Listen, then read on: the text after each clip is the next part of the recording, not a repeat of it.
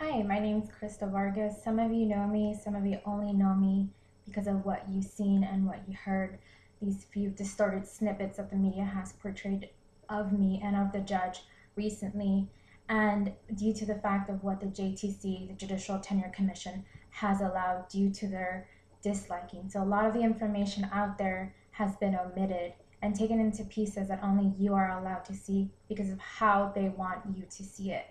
So right now I'm here and I'm going to show you my personal story that today I have a hard time discussing, and it's just difficult, and I want to give you some perspective and see what really is there to give you the true story and the entire, or mostly the entire story of what really happens. Just to point out some clarifications, I did not have a relationship with Judge Simpson. I told this to the Judicial Tenure Commission, which I'm going to refer to as the JTC, and they obviously have consistently ignored the fact that I've told them that. They have my deposition. I was obviously not at the hearing, as a lot of you have been inquiring about, but I was not there. I moved back home, which is why they took my deposition. However, that is not out there in the public because they didn't want it out there. So a little bit about myself. I was born and raised in southern border town of Texas. It's a small town, a lot of Hispanic, maybe 85% Hispanic. Also, just another clarification, I really don't like to say this, but I've come to realize that I am a domestic violence survivor. So it's another reason why I'm making this video, so that people that went through what I went through do not consume in that fear to take a stand and talk to someone, because it can make a difference in their lives the way it made a difference in mine. Anyway, so the reason why I went to law school is because I wanted to help people. My background, my ethnicity, it encouraged me to seek legal help and representation for people. And I applied to Western Michigan Cooley Law School, and with my acceptance and with the success of a lot of people that kept me through, especially giving thanks to Judge Simpson, I was successful and got my Juris Doctorate and my Master's of Law from my law school. Also, it was in law school that I thought I found the love of my life, my partner, and what I thought was my best friend, my former boyfriend, Matt. And I understand that every relationship has its ups and downs. People argue, we're humans. But the thing is, my relationship had more downs than ups, and which eventually led to a derailment. I should have recognized that as potentially dangerous, but I foolishly just saw past the flaws and figured, hey, let's just give it a try. And it was like that for almost a year and a half. My first semester of law school, or yeah, it was my first semester of law school. My grandfather passed away. My first set of finals, I was terrified, and I was lost, emotionally lost. And at that moment, I didn't have the financial means for my family to fly me back home to Texas. I mean, from Michigan to Texas was, at the last minute, was maybe like a 2,000 round trip flight, and I couldn't afford that. And nonetheless, it was also my finals, but I still would have came home, of course, and I just couldn't afford it. And so the only person at the time I had was Matt, and he wasn't very supportive and said it was just another reason for me to pout. And I was like, what? I didn't even know how to perceive that information. I wasn't sure what he was trying to say. I was devastated, hurt, lost. I felt like crap. And unfortunately, my grades took a beating, my self-worth as well. I was just lost. And well, given the fact that he was there, he came eventually and apologized what seemed honest and genuine, and I mean, it was a heartfelt apology, but and eventually we rekindled our relationship, went on, etc. Later on, Matt began to drink heavily in social engagements. For example, in a drunken stupor, he shared intimate details of our relationship with a crowd of like fellow classmates, mutual friends, and disgustingly, he talked about a lot of things that I've never think that people would share about each other, given the fact that it's very personal and intimate. I didn't know how to perceive that as well, and I mean, privately, the comments became degrading when he would consistently also berate any accomplishment I made. I wasn't sure as to what that motive was at that moment. He constantly told me that I would amount to nothing and that he would take pleasure in seeing me fail in law school. Then another day, another evening, it was an evening, he got drunk, and I remember counting 12 beers on our bar counter, and that's when I came in the next day. So strike that. One evening, I was actually at the library, and he started texting me because we had an argument, previously before this one, and started saying, I don't come to the apartment. I found a replacement. And I mean, those text messages were just very mentally abusive to me because I loved the guy. I didn't think that just because you get mad at someone, you have the right to hurt that person. As a matter of fact, when you love someone, you don't hurt the person, you don't put them down. And that's exactly what happened that night. And he was texting me along the lines that he found a replacement and that he was going to go into my bedroom, because we share 2 bedrooms in our apartment, and take part of salacious acts on my own bed, and then not to even worry about coming home. And I was just like, what the? And so I grew scared, but I still had to go in because I was coming from the library. I had a big backpack full of books. I came in, I grabbed a pair of clothes for the night, my toothbrush, and I stayed with one of my friends, and I showed her the text messages, and we're like, what is going on? And she asked me, well, was he drinking? Yeah, he was, because I remember counting 12 bottles of beer on the counter the next day that I came in, and he had locked me out of the actual apartment, and with gallons of water. I was like, who would do that? But I was like, he's just mad. But anyway, so I let that go eventually, and I mean, it freaked me out for a while. I explained to my parents what was going on. I mean, given the fact that I didn't have family in Michigan, I had to constantly report to my dad about, how it was going, how my relationship was going, etc. But anywho, eventually Matt's anger escalated, and it was also displayed sober, and my dad said, you know what, he convinced me and to file a police report. So I was very hesitant about it, but given the fact that I did, and I know now was the best choice that I actually did, at that moment my father said, you should probably press charges, because I mean, this guy is just everything I told my dad, and this guy was just abusive. He was just putting me down, and there was no reason, and I don't think anyone should ever have a reason to put anyone down. And I didn't press charges. I cared about his future, and I figured, what, like, whatever happens,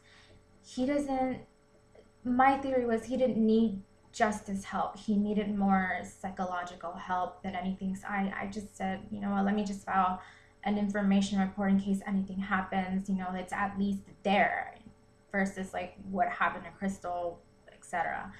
So eventually I found refuge in my law studies. I volunteered at the public defender's office. the domestic violence cases I was reading were so similar to mine, I started to grow fear about, Matt being around, and I tried my best to control my situation. Um, I started thinking about how can I leave him? What should I say? How should he react? How will he react? Not how should he react, because I really didn't know what to expect from him anymore. This wasn't the average relationship. And so I just saw all these patterns of people being domestically abused. I even started looking in the internet about domestic violence because I was in denial. I was like, no, I'm maybe it's just me. Maybe, I'm just overreacting, like those types of questions to try to see past the people we truly love. And I loved him, and I just did research on my own. And I know it sounds silly, but I just try to give myself a reason not to believe that I was in a domestic violent relationship. And well, I was. Um, Eventually, I met Judge Simpson, and at school, he was my professor. He was very different from the law professors I knew. I mean, most of the professors were very friendly. Judge Simpson expressed compassion and interest in his students' well-being, along with like building this internal strength in his students and treating us like peers. He taught us about, listening with an open ear and an open heart, not just black and white law, because the law is complicated, and it deals obviously with people. And in order to help people properly, we have to be able to listen. We have to be able to communicate with people and know what is truly going on with the person. And that's what Judge Simpson taught a lot of us. So we were like peers to him, but at the same time, he was our mentor. To me, he was a father-like figure. And I say this with full respect, and nothing more, nothing less. Judge Simpson built this internal strength I had previously lost as a result of being in this ugly relationship with Matt. My anxiety drastically eased just knowing that there was someone out there, the judge, I mean, other than the dean, that generally cared about students' well-being and success. And he taught us to look into our inner ability, and like I said, just want to help other people and be empathetic with other people, and the way he portrays it on the bench. And a lot of you that know how he is, he's fair, he's humble, he's very empathetic, and he will take time to listen. That's what he taught us. And he taught us never to forget who we were and where we started, no matter what we became, and always remain humble. That was the image he taught us. And, I guess Matt noticed this newfound worth that I had for myself, and I just felt strong. I felt happy again. I felt whole.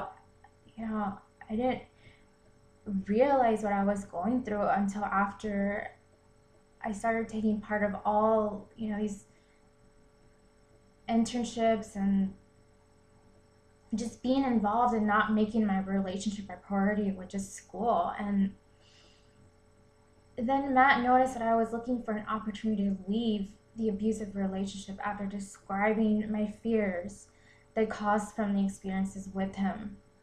He called me stupid, and that I needed to retake property because I wasn't getting out of the lease nor leaving him, and that he wasn't going to pay a dime. Those are what he had told me.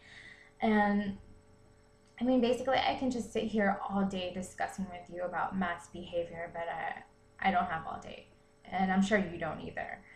But anyway, eventually we started talking as friends, and I mean, I take part of this like letting go and learning to forgive people, and so we were obviously still living together, so I tried to be civil. And then one time we were having a drink together at our apartment, and he confessed to stealing my personal garments. He confessed to using his cell phone, his camera from his iPhone, to look underneath my bedroom door when I was inside my room. And I was like, why would you do that? And he just laughed, and he's like, I was jealous. And I'm like thinking, like, man, that's crazy. And he also informed me that he had gone through my computer and my emails when I wasn't there. You know, sometimes I take breaks and go out with my girls, and he did all of that without my knowledge, but eventually confessed to me in person. And I told my dad this one time, and my dad was just like, yeah, that's just too much. And then one night my dad was actually looking for me. He had called me, but my phone at the time was like on low battery, so I had it on silent and I had it in my purse. I wasn't picking up. Then eventually later on, when I got a hold of my dad, I called him back, and my dad's like, well, do you know that Matt's stalking you? And I'm like, what are you talking about? And my dad's like, I called Matt when I couldn't get a hold of you, and he said that he's like, well, sir, I know she's in the area because there's a triangle on my phone that indicates that she's in the Ann Arbor area. And I was like, what? I was like, there's such a thing for that? And my dad's like, well, obviously he installed some app on his phone and he's tracking your phone through his phone. And I was just like, man, enough is enough. And I eventually wrote a letter, and I begged the property manager to allow me to break the lease without fees. I mean, on top of all this tuition debt that us law students go through, and having to buy our books, rental fees, breaking a lease over a place that I didn't even feel safe in. No, I asked the property managers, like, please just let me go. And I explained to them exactly what was going on, that this was a repeated behavior. It wasn't the first time it had happened. So after them having knowledge of this, they willingly assisted and fortunately let me leave the property. However, after I moved out, Matt still continued to send these abusive texts, and I said, you know what, let me just tell the dean, because we still have classes together. So I told the dean of the law school as well as the judge about the content and nature of them, because already at that time I was, as I said before, I don't know if I mentioned this, but I was already interning with Judge Simpson. So I disclosed that information to the judge and the dean. So anyway, back to moving out. So I felt somewhat free of moving away from the apartment with Matt. I felt like a backpack of rocks just removed from my back, and just I still cringed at the sight of seeing him at school. The thought of him just made me very apprehensive, and the fact that this would never end. Obviously, he was still sending me texts, and I still had to deal with him some way or another. And I was just like, please, just I wanted all of this to end. And then eventually, like, I had people at school come up to me, well, Matt said this and that, and Matt's talking about you. And you know, it was all this he said, she said fiasco. And at that point I was like, I can't trust anyone. I didn't know who to trust. I said, I'm keeping things to myself. I'm not stooping down to his level, and I'm not gonna, say more than I should.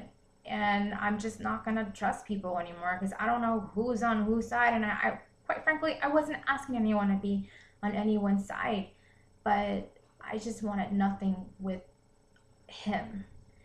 And anyway, so eventually this famous Nassif case that you guys are aware of was handed to me by Judge Simpson. And just briefly, because a lot of this stuff is under seal, this was an Ann Arbor attorney accused of criminal sexual conduct and narcotics. It took me a lot of research. I had to go over, maybe over 100,000 or more text messages that the police obtained from Nasir's phone at the scene. So the judge and I had to go over that together. So basically, it covered a lot of client-attorney privileges and confidential communications. And these text messages consisted with a lot of the political community, and I'm limited to talk about it because, as I said, a lot of the evidence we placed under seal. But the communication between the judge and I was obviously frequent, and I disclosed that to the JTC. I didn't deny that. This is a communication that I chose because it's faster, it's more direct, it's an easy way of portraying information versus being on the phone all the time, and it just got to the point. And I mean, obviously the judge had a busy schedule, and we continued this form of communication. And yeah, we had some phone calls. And anyway, so the stress of finals, the case, and my life just overtook my rationality. One night I studied, I drank, and I made the poor choice to drive, and I just felt like I needed to drive. And the route that I took was like in aimless circles and of wandering. And I mean, I don't remember everything in detail, but you know, bits and pieces I do. And at some point, I know that I wanted to speak with a policeman at the Pittsfield Township. And why? Because I had gone to the Ann Arbor Police Department before, about maybe 2 times after I filed a police report. And I told, I don't recall who the person was that I spoke to, but I told that person, you know, more or less what my situation was, and the person informed me that it wasn't enough to satisfy the stalking statute. Anyway, so it was then that I caused an accident, and thankfully no one was injured. And in a panic, I called the judge without realizing at the moment that it would cause problems and come to this point, you know, this extreme. And see, the judge wasn't just a judge for most of us. He was our mentor and our guidance to a lot of, you know, things at school that was going on with finals, along with, you know, dealing with life in a professional manner. And he was known for that. He was known to be the person that knew how to guide you in the right direction. And there was nothing more than that. And at the scene, I was super embarrassed, but at that, I just needed someone there, and the only person that came to mind was Judge Simpson. And I mean, I wasn't asking him to do anything for me. He never offered anything. I pled guilty. I took responsibility for my actions. Obviously, it was me. I messed up. And, you know, like, that's what happened. And, y nomás para simplemente decir unas palabritas en español, el juez estuvo acusado de decir mentira de que yo no hablaba español. Si, como mi papá, mi grandpa decía, mi abuelo decía, si tienes el nopal del frente, ¿qué te crees? Y sí lo sé que hice un error de manejar después de tomar, o sea, nada que ver, pero estaba emocionalmente perdida. Por un tiempo quería hablar con una policía de lo que estaba pasando con mi novio. Y so anyways, to translate that, I basically said in Spanish that the judge was accused of lying, that well, by implication, that I didn't know how to speak Spanish. I am from Southern Texas. I'm Hispanic. My root is Spanish and Mexican, and that's my native tongue, just for the record. And I just explained that I feel, you know, bad because the judge has been accused for lying about me not knowing how to speak Spanish. And I explained that night I made a mistake of drinking and driving, and I was just emotionally lost. So to get to the point, yes, the judge did come to the accident, but he kept a distance. And you've only seen part of the video of the scene and not entirely. So I think it's important that, the public requests to see the entire video, because it's obvious he kept his distance. The judge never came into the scene and interfered or said anything beyond the scope of where the JTC is saying that he did wrong. And so, and rightfully, I was arrested and taken into custody. So the cop the cop at the scene had asked me about, my car and my keys, and I requested them to be handed to Judge Simpson. And at that time, I happened to have recorded Judge Simpson's home address, and from a previous conversation that the judge had with his staff about, hosting this traditional bonfire in appreciation of his staff working with him, because all of this is a lot of work. And, it was just an annual thing that the judge, out of appreciation, would host for his staff. So when I was released from jail, I called a taxi, and I provided the taxi with the address. I was led to the home. I'd never been there, and I told it to the JTC. I assured the judge I would pay him back immediately after we picked up my car for the impound fees, because what happened is, like, when we arrived to pick up my car, embarrassingly enough, my credit card was declined, and I didn't have the means to pay for my car. I needed my car. And so I told the judge, hey, if you can pay for my impound fees, I promise to, pay you back within a matter of days. So he agreed. He handed me his card. I paid with his card.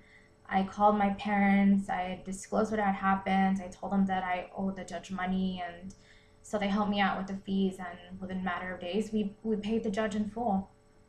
And I'd like to make note of something. It's really fishy that around the time that Judge Tabby was being convicted for drunk driving, the Judicial Tenure Commission began an investigation into my drinking and driving case. And the weird thing is, to date, the author of the complaint has not been released to the public. I personally want to know, and I have a right to know, who this person is.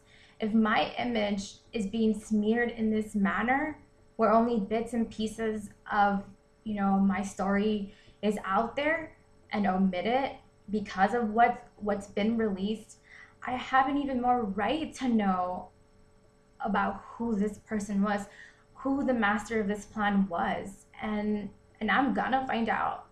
And suddenly I was being bombarded with telephone calls from an examiner named Miss Reiner. She kept insinuating that I had a relationship with a judge, and it's like she could not even bear the fact that the judge was simply my mentor. And somehow, and obviously, it seems that she feels the judge is some type of predator, and she can't accept the fact that, a lot of us looked up to the judge, a lot of us sought guidance, and it's, I don't even know really what the motive is for her. It's obviously unknown as to why she has taken and allowed this out on the judge and myself. Obviously, I have my own opinions, and frankly, I don't appreciate it. For someone that is supposed to be enforcing good character, acted really ugly with me at my deposition, rolling her eyes and leaning back, just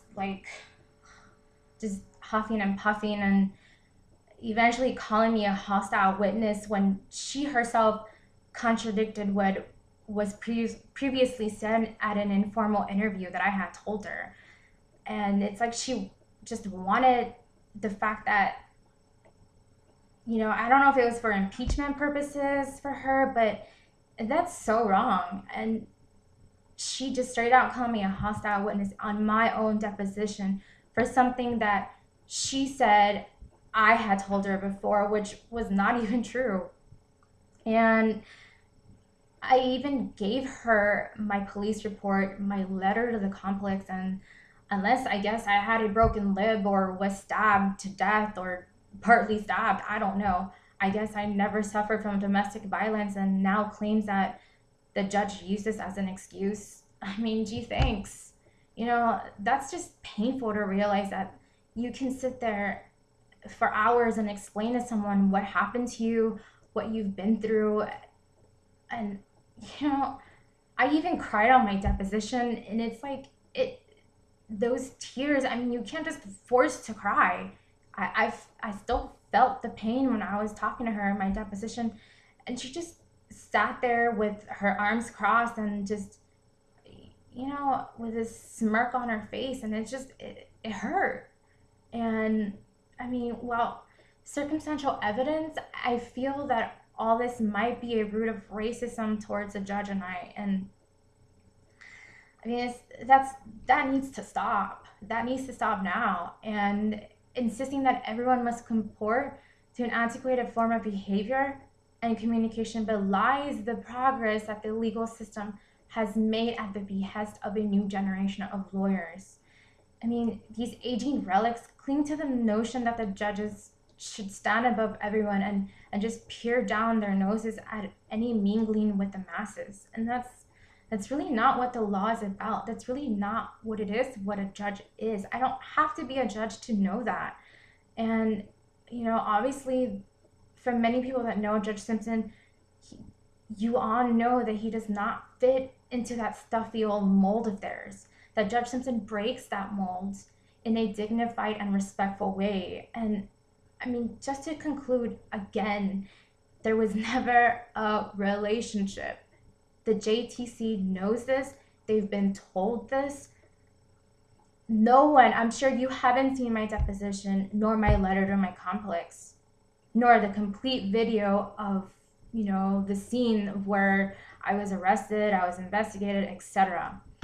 Everyone has been fed this information that is not allowed out due to the JTC's liking. Just think about it.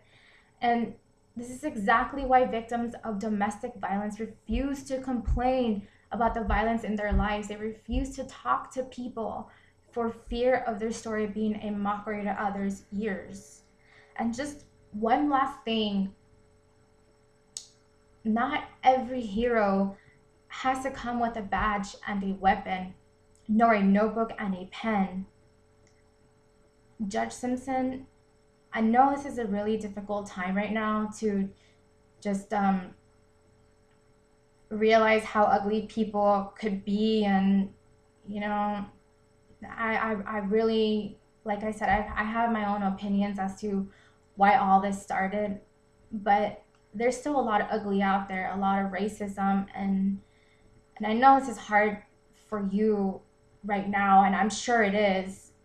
It's hard for me too, and I just want to thank you for everything you've done for me. And knowing the way you are, you'd probably say, well, you did this on your own. But no, sometimes all it takes is for someone to listen, and you did, and you believed in me, and that's why you are my hero.